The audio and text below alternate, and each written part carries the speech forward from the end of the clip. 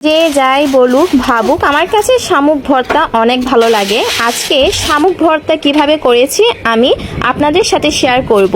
সেদিন বাজারে শামুক বিক্রি করছিল, মা শামুক কিনে নিয়ে এসেছিল। একদিন পানিতে চুবিয়ে রাখার পর এখন আমার ছোট বোন শামুকের পাছা কেচি দিয়ে কেটে নিচ্ছে।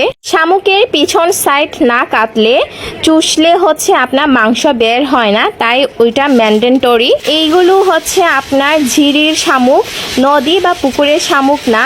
এখন আমার ছোট বোন পানি দিয়ে ভালো মতো ওয়াশ করছে। শামুক আমরা সাধারণত মশলা দিয়ে বা আপনার কচু শাক দিয়ে বা চালের গুঁড়ো দিয়ে রান্না করে খেয়ে থাকি।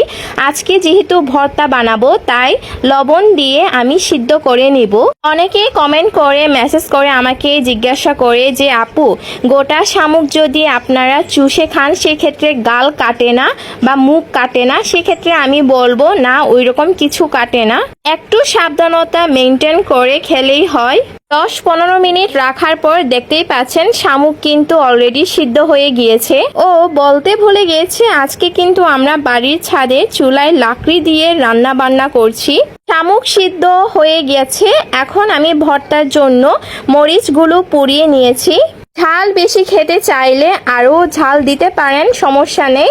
এই তো আমি এখন বাটাবাটি করব। সবার আগে আমি বাটবো হচ্ছে আদা মাস্ট বি দেওয়া লাগবে।